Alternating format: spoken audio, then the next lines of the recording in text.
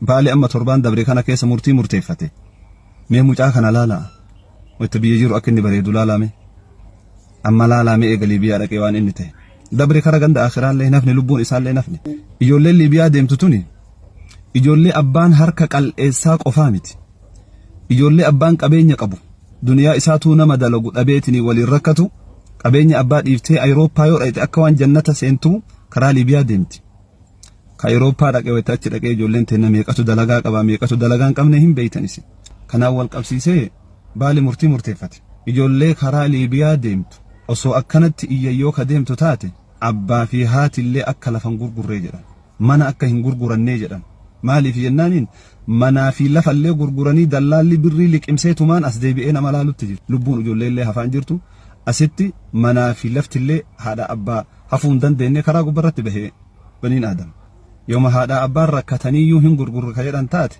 أكا إراهم بالنجلا يو دلالي كأرقم تاتي guma adila ala taate karaa liibiyaa kanatti taamuusoo argaa jiru osoo itti himamuu ilma didee deemee akka hin birmanneef abbaa yoo birmateef illee akka abbaan hin birmanne dhiibbaan akka ragguramu kun murtii baalee dabarseedha. Harargee fi gamni Arsiitti illee murtii kana yoo fudhatan bareeda jedheetii yaada. Haala akkaataa amma biyyi teenya keessa jirtuu fi haala amma deemaa jiru wal qabatee amma ijoollee teenya tangartee Oromiyaa keessa jirtu maaliif biyyaa baatan maaliif deemtan jettee yaada irra kennachuun xiqqoo ni ulfaata. Garuu ka Liibiyaan akkuma sheessaa jedhe kana ijoollee rakkoo itti jirtu yookiin ammoo gartee kan rakkoo jireenyaatu qaban soo hin ta'in namootuma suuraa achii ka'an laalanii bar dura tokkoffaa namni tokko bar loonirraa kaaddatee waa duraan misila maali eessattiin deema maaliif deema yoo deeme maal godhuu deema waan jiru amma rakkoon nama keenna kun guutuma akka gartee Itoophiyaatitti rakkoo qabnudha.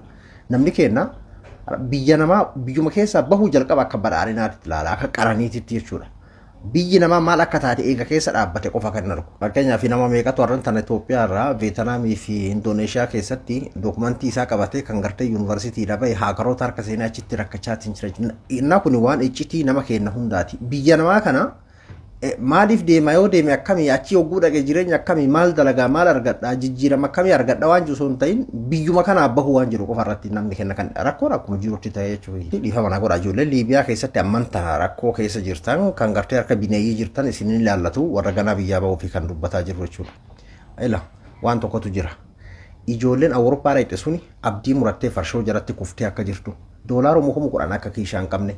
Biyyuma dhaqxee waan abbaan laaltu akka hin qabne harki 70 akka waraqaa hin qabne amma uftultoonni achi dhaqanii suuraa ka'uu barbaada suu waraqaa wal jiru kanallee waan hin galu Awurooppaa ga'e waan jiru qofaadha kan isaan beekani Awurooppaa ga'e bakka Awurooppaa ga'e achi yoo dhaqan akkamii waan jiru bakka wanti irraa jechuun yaadullee hin fedhu kana mucama firaa kiyyaa tokko waan kanarratti mucama firaa kiyyaa tokkotu yaada kana jala qabe yaaduma kana inni jala qabu isaatiin ibiddi wayii na dura faca'eetiin akkamittiin jedheen jee haala jiru akkaataa itti hime.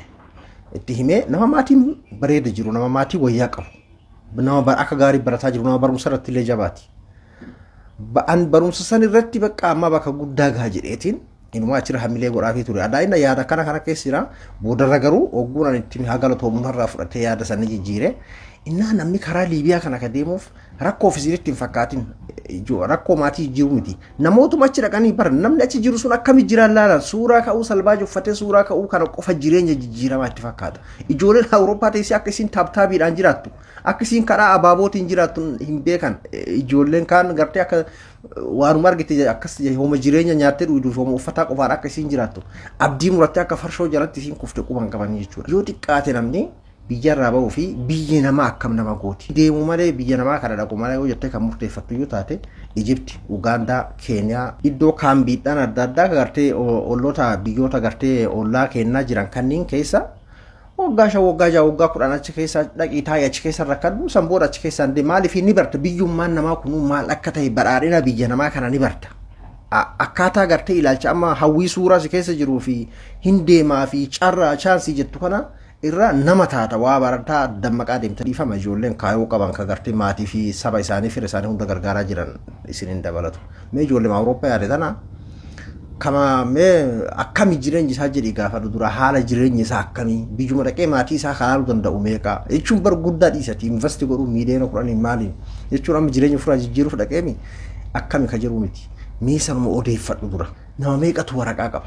Kanaafuu murtiin Baalee dabarse kun Harargee fi Arsiinis akka dabarsu abdii qabna. Irra guddaa ijoollee waan kanatti yaatu Baalee Arsii Harargeedha. Kuni murtii bareedaadha jedheetii yaadaan.